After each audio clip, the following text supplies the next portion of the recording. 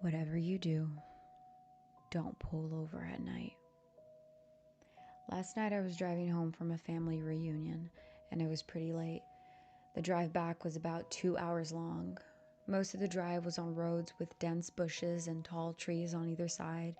You know, the real creepy ones you see in a lot of movies. Yeah, I know. I should have known. But, anyways, I had been driving for about 45 minutes and I started getting really tired. You know how it goes, the big yawns and then the droopy eyes. I knew I wasn't going to last, but I tried to push through, I swear, for as long as I could, which honestly was only for another 15 minutes. That's when I started swerving, and I knew I had to pull over to at least take a power nap so I wouldn't be a danger to myself and to others while on the road. The road I was driving on wasn't necessarily completely empty. Like, I would see a car go by every 20 minutes or so I wasn't completely alone. I don't know if that made me feel better or worse about pulling over, but all I knew was that I needed to. So that's what I did. I pulled over to the side of the road, onto the grass, next to what appeared to be an endless sight of tall trees. Honestly, it was so relaxing, seeing the moonlight seep through the cracks. I locked my car, reclined my seat, and before I dozed off, I made a mental note of the time. 11:57. Then off to sleep I went. Sometime later, I was awoken by, I want to say, a moaning sound of some sort. I don't really know, and I don't know where it was coming from, but I opened my eyes right away and I locked my eyes on the radio clock, which read 12:35 a.m. As soon as my eyes adjusted, the sound stopped. Something still felt off though, but I was extremely tired and my car was locked and I was safe from animals. I should have trusted my gut looking back. I should have just left then and there, but I was tired. I fell back asleep. Then later on, I was awoken by the same sound, except this time I knew exactly where it was coming from. It was louder than before, and it was coming from the back of my car right under the trunk. I shot up right away and I looked at the time, adjusting my eyes. It was 1:56 a.m. It was so late, I thought. I tried to look at the rearview window, but it was foggy. All my windows were foggy. My heart was pounding at this point, and I was so confused. The moan grew louder, and I wasn't going to stick around to find out. So I quickly took out my keys, but my adrenaline caused me to fumble. I let out a little yelp. Shit, shit, shit, shit, shit. Whatever was moaning heard me and stopped and now knew I was finally awake, and so it began to climb on the roof of my car. I caught a glimpse of its back legs through my foggy window as it climbed onto my roof, indenting my car roof on its way towards my hood. I turned on my car and I floored it and I got the hell out of there, hearing whatever was on my roof flew off and on its way off let out an angry sort of growl. I was probably going 100 down the road. I rolled down my windows to defog, and that's when I saw a car with its hazard lights pulled over to the side. It was probably like, I want to say 2 miles ahead of where I was initially stopped. I see the driver's side fully ajar, causing the car's interior lights to illuminate the whole inside of the car. It was completely empty. I slowed down a bit, but I wasn't going to fully stop. I wasn't stupid, not after exactly what I had just experienced. That's when I heard the most terrifying sound. A woman screamed, and I know what you're thinking. Oh gosh, that's the most terrifying sound. But this wasn't no normal scream. This wasn't something you hear in horror movies. No, this was real. This was a scream filled with pain. I could feel her pain. The scream was so loud that it caused me to scream, and I accidentally slammed on my brakes, causing my car to screech and stopping in the middle of the road right ahead of the abandoned car. Her screams only lasted for about 7 seconds, as they then started to be muffled by the sounds of bones crackling. I looked at my rearview mirror and I saw a tall figure, probably 7 feet tall, crunched over with long arms and its head tilted to the side, coming out from the woods. and it stopped in the middle of the road. Startled by what I saw, I think I was in shock, and I froze for a few seconds. And then it started sprinting towards me, and I think my body took over, and I floored it once more. And this time I did not slow down. I didn't even stop for any red lights on the way home. I made it home way faster than ever. This morning I walked outside, and I found large indents on the roof of my car. And right on the back of my car, right on the bumper of the trunk, was written in dust as someone traced or their fingers or something in the dirt. Wake up, and wake up. I've been checking the news to see if anyone's gone missing or if anything involving what happened last night has been reported, but nothing yet. Did I dream the whole thing? Was it all a panic? I don't know. How do I explain the indents on my car? What happened? All I know is, whatever you do, don't pull over at night. Good night.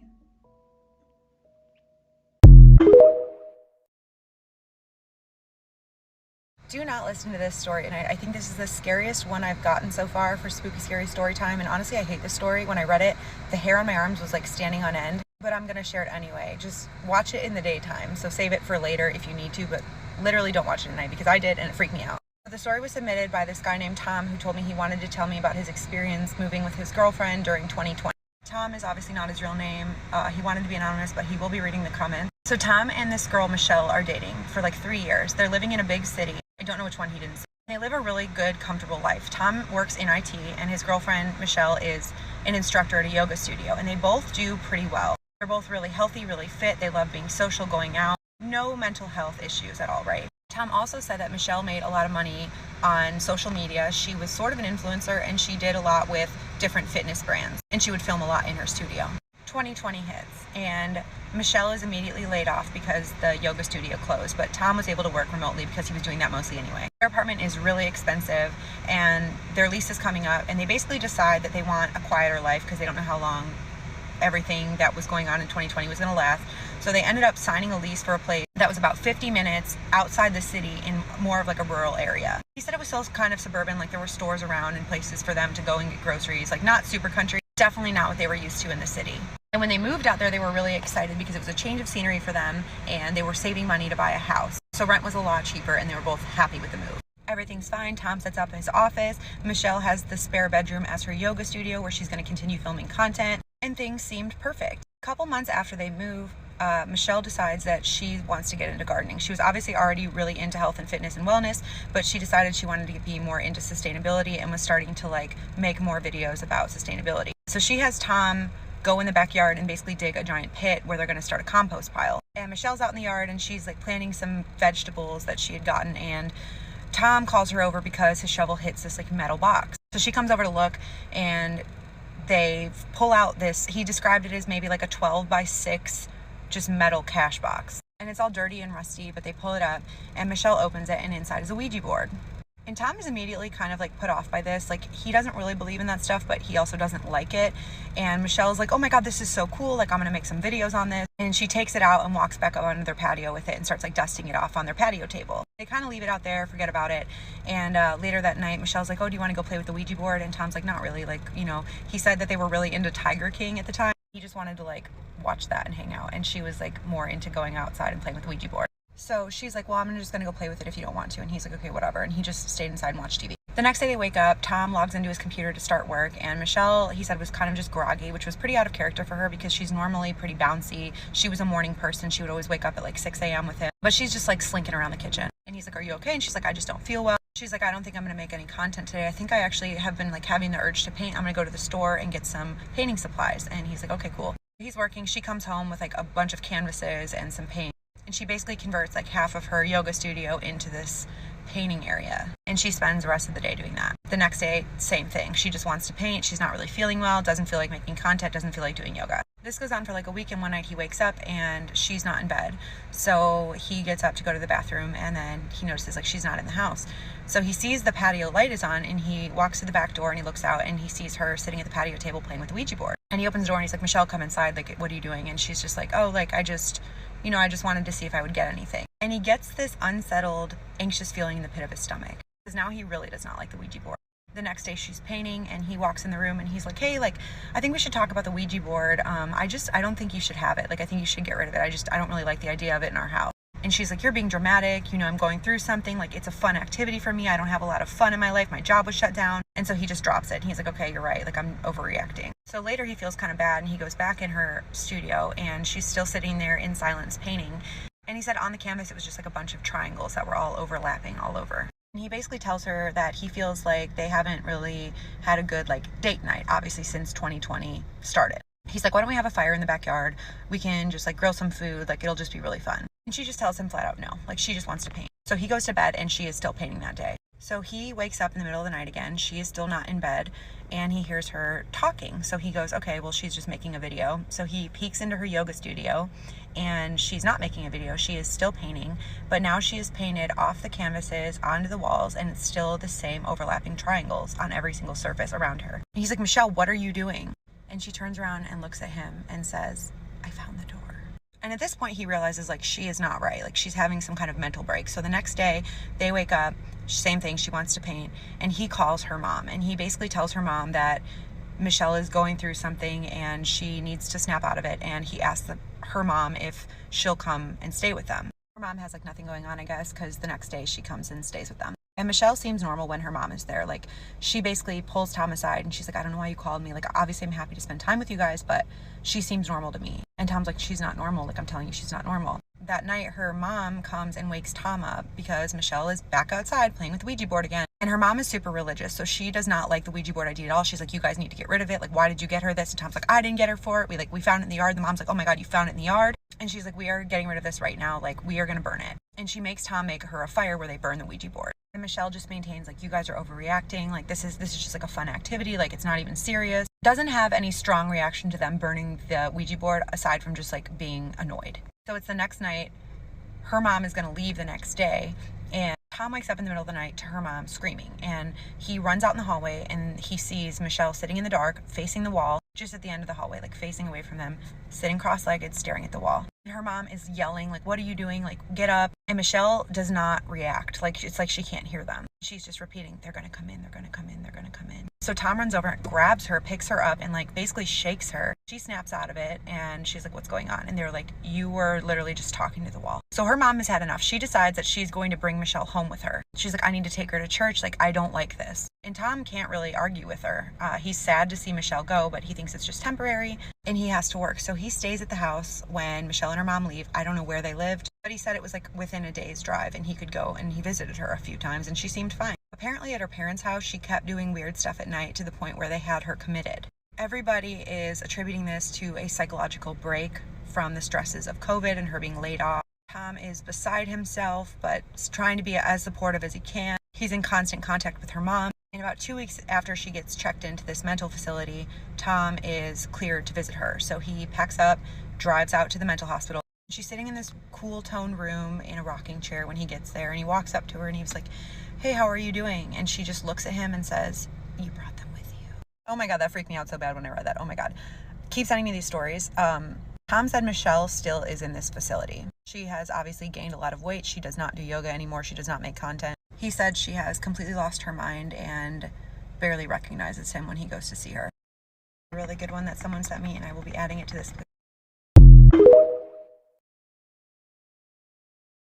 This story sent chills down my spine. You thought my personal stories were scary?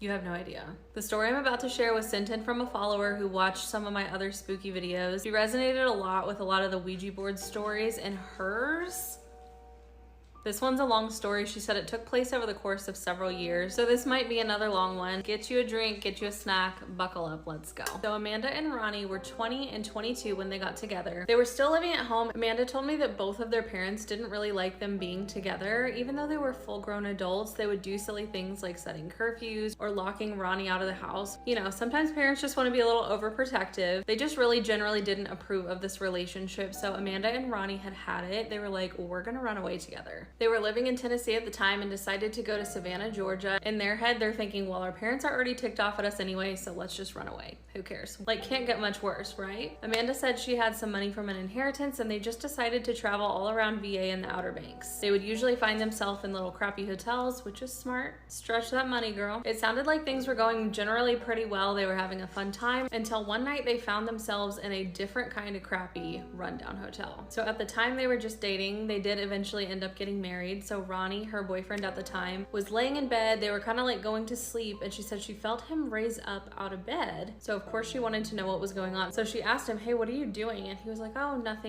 I'll just tell you in the morning. She's like, no, I don't think so. I need to know right now. What is going on? She's freaked out. So he really has no choice but to just tell her. So he sits up and he looks over towards the bathroom. She described this hotel as like a basic hotel setup. So like their bed, and then kind of around the corner was the bathroom. So he sits up and he kind of looks at this corner where the bathroom is, and he tells her he raised up to look because he felt like somebody was staring at them. He said this figure was kind of peeking around the wall. She described it like the figure's hands were on the wall and this creature was kind of peeking around, just looking right at him. He said he was laying there with his eyes closed, but he felt like somebody was staring at him, like something had eyes on him. When he opens his eyes, he sees this creature kind of peeking around and like locks eyes with him. He said that it looked like it was really, really pale. It had long, wet looking black hair, really long fingers and really long fingernails. As soon as Ronnie and this figure made eye contact, he said it vanished. So Amanda is freaking out and she's not having it, right? She was like, we are not staying here tonight. We are getting up out of here. She said they had no plan on where they were going, obviously, because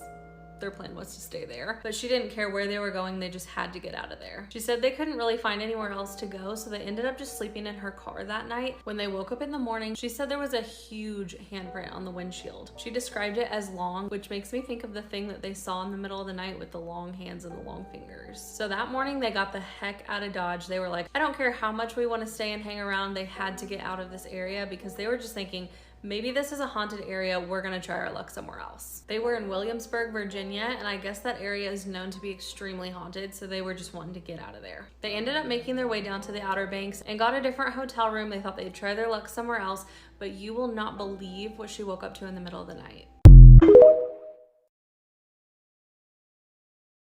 I want to hear your paranormal experience that made you think, oh my gosh, this is for real.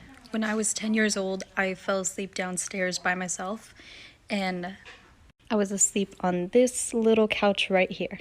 I had been having some really weird dreams, and I don't remember what they were about. I just knew that they were weird.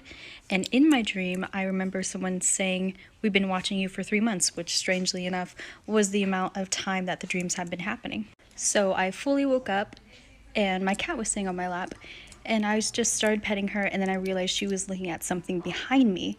And her eyes got really wide and she jumped off my lap and ran out of the room. So I thought, oh, that was weird. And then I hear something behind me. So there's this part in our house that always creaks, but not many people know about it. So I heard it step on this spot right here.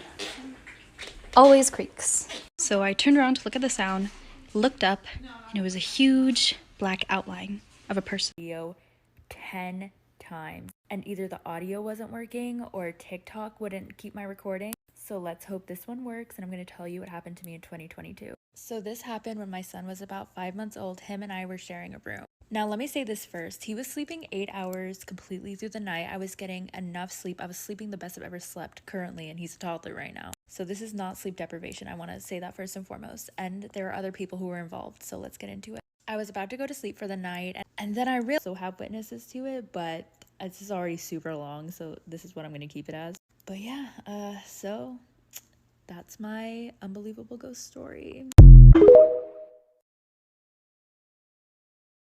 This story is absolutely spine-chilling. This girl, Jenna, DMs me and she goes, I have to share my crazy roommate story. 3 years ago, she breaks up with her boyfriend. They're living together at the time, so she needed to find a new apartment or place to live. She goes to work, she's asking around if anyone knows anyone that needs a roommate, and one of her coworkers says, yeah, I know this girl named Emily at my church. She's got a room opening up in her house. Jenna's like, that's amazing. Can you set up a time for me and Emily to meet? And the coworker's like, absolutely. They all go out, they get drinks, they have a good time, everything's normal. I feel like the common thread in all of these stories is that it's always normal at first. She goes to check out the place. It's clean, it's cute, it's like boho decor, which is Jenna's style already. So she's like right at home immediately. She's like, this is gonna work, like let's do it, I'm gonna move in. She moves in, she starts to unpack all her things, and she notices that Emily is a little eclectic. When I say eclectic, I mean that she has little jars all over the place that are like labeled in cute handwriting, but they're just like weird collections. So she has one that says like buttons and one that says paper clips. There's even one in the kitchen that says breadcrumbs, but they're all over the house. They are part of the decor almost. So Jenna doesn't think it's that weird. She's like, okay, it's cute, like whatever. She asks Emily about it. Emily's like, yeah, I just like keeping memories. And Jenna's like, love that, perfect. And she starts like jokingly calling Emily the jar lady. Jenna and Emily actually become pretty good friends. They're living together for like a year at this point, and Emily is still collecting things in jars. She's got one out in the yard that says like stick, and she's always finding new things to collect. Then one day, about a year after they're living together, Jenna starts to get a little unsettled because she goes in the bathroom, she's like doing her makeup, and she notices on the counter there's a jar and it says at Jenna's trash, and it has one of her little makeup sponges that she threw away in the jar. So she waits for Emily to get home from work, and she's like, hey, what's with this jar? Like, I threw this makeup sponge away. Like, it's weird that it's in a jar now. And Emily's just like, oh, you know, well, we spend so much time like doing our makeup together in the bathroom. Like, it just reminded me of it, and I just like thought it was cute and part of the decor. And Jenna's like, okay, like not that weird, like whatever. And so she just leaves it. Then Jenna's out one night with some other people, and she meets this guy named Jason, and they like hit it off. They start seeing each other. Emily and Jason also get along. Jason's over at the house quite a bit. And one night, it's winter time, they're all in the living room like watching a movie, and Emily gets up to go get a drink from the kitchen. Jenna decides she's also thirsty, so she gets up, goes to the kitchen, and she sees Emily in the kitchen holding Jason's jacket, and she's like pulling at the threads. And so Jenna's like, hey, what are you doing? And she's like, well, I actually love this material. I was just trying to figure out what it is because I want to buy a jacket. Jenna's like, cool, doesn't think anything of it. A couple days later, she realizes she left her phone charger somewhere, so she goes in Emily's room while she's at work to borrow her phone charger. And then she sees on Emily's dresser there's a jar, and it's labeled Jason, and it has the threads from the jacket in the jar, and there's also like a couple human hairs. So this is also like deeply unsettling to Jenna because she's like, why is she collecting Jason's stuff? She starts thinking maybe Emily has like a hoarding problem, but she doesn't want to like call her out because they get along so well. They're such good friends at this point. So she just ignores it. But she does say that at that point, she didn't really feel comfortable with like Jason coming over to the house much anymore. So she starts spending more time at Jason's place instead of him coming over to their house. So she's not home as much, and Emily doesn't really like this. She starts texting Jenna when she's over at Jason. She's like, hey, you need to come home. Like, we haven't spent any time together. I really miss you. I feel like our friendship is like fading. And Jenna feels guilty about this at first. She's like, yeah, I really have been spending a lot of time with Jason. So she makes more of an effort to spend time with Emily. But it doesn't matter because Emily is like increasingly upset anytime Jenna goes over to Jason's house. So one night Jenna decides she needs to address this, and they're sitting on the couch, just the two of them together, and she's like, hey, like what's going on with like, you know, you not liking me being with Jason? Like, you know, we're in a happy relationship now. And Emily basically freaks out, starts crying, and is like, I just feel like you used me. We had such a good friendship going, and now you just have a boyfriend, and you're just one of those girls that like ditches her friends as soon as she gets a boyfriend, and like, I just can't believe you're this person. And Jenna tries to reason with her. She's like, no, I love you. You're my friend. I'm just like, you know, I'm just really happy right now, and I want to spend time with both of you. Emily's not having it. She ends up like freaking out, crying, running into her room and slamming the door. Jenna's like upset. She doesn't really want to be at the house that night, so she texts Jason. She's like, hey, can I come over? And Jason's like, yeah, absolutely. Just like pack a bag, you can stay. So she's in her closet packing a bag, and she drops something behind this little shelving unit she had in her closet. And so she goes to move it, and she notices like on the floor behind the shelving unit is a jar, and it's labeled Jenna. And she picks it up and she looks at it, and in the jar is a pair of her dirty undergarments and a little folded up piece of paper. So she unscrews the jar, she pulls up the paper, and it's her mother's obituary, which Emily knew that her mom had passed away, but that was like way before she lived with Emily. She has no idea how she found the obituary. Like, she must have searched her name, but it's in the jar with her dirty undergarments. So she's like, this is freaky, I need to get out of here. So she takes the jar, she takes her bag, she goes over to Jason. She's telling Jason the whole story. He's like, I don't think this is a normal like living situation anymore. Like, why don't you just move in with me for the time being until you find another place? So she goes home the next day, and she basically breaks the news to Emily that she's going to be moving in with Jason. And Emily does not obviously take this news well. She freaks out again, and she just reiterates the fact that she thinks that Jenna used her. It doesn't matter, the friendship is not salvaged. She ends up moving in with Jason. She thinks her problems are over. Her and Emily don't talk after she moves out. She's living with Jason for a few weeks when one night he's like going out with his boys, so she's home alone. Now, mind you, Emily has never been to Jason's house. She doesn't know where he lives. So Jenna's in bed watching Netflix, and she hears the sliding back door open, which is weird because Jason normally always comes in through the front door. So she like gets up, and she's like, hey, you're home early, and she sees Emily standing in the living room with a set of keys. Of course the keys are in a jar. Like, why would they not be? And she's like, hey, I just wanted to return these to you. And Jenna freaks out naturally. She's like, how did you get in here? Like, how do you even know? And she's like, hey, I'm just returning your stuff. Like, I'm just trying to do you a favor. I'm sorry for not like letting you know that I was coming over first. They end up basically talking, and Emily apologizes for being crazy, essentially. Jenna's like, it's fine. Like, we can talk about this another time. Like, I'm going to go to bed, though. So Emily's like, okay, yeah, like, just, like, text me. And she leaves. She tells Jason about this, and he does not like it. He's like, why is she coming into the house? Like, that is psychotic. They realized, like, they had not locked the back door because Jason had a dog that night and, like, whatever. So she just, like, I guess maybe tried the front door and then saw the back was open and came. Like, I don't know. I would have been not okay with someone coming in my house. I'm sorry, Jenna. I know you're going to be reading these comments. I'm not judging. You didn't know any better. But then I guess they're cool until one day Jenna and Jason are out and they come home, and on the coffee table is a jar, and it's a photo of Jenna sitting on her bed taken from outside of her window. She takes a picture of it. She sends it to Emily. She's like, what is this? And Emily just says, I didn't do that. So they put up Ring cameras all over the house. And it's only a few nights before they see Emily standing outside of the house at night with a camera. So Jenna goes and immediately gets a restraining order. She deletes Emily from all social media. She blocks her. And then she starts finding more jars around their property line. One of the jars is labeled Jenna's dirty tissues. One of them has, I cannot say what because it's so disturbing. I can't put it on TikTok. But just imagine something that would be left after Jenna and Jason spent the night together and potentially didn't want to have a baby. Yeah, that's in a jar. She's still actively dealing with this. She still has a restraining order, and she is going to be reading these comments, so be nice. And we're calling this playlist Spooky Scary Story Time from now on, so if you see this, you know what this video is going to be.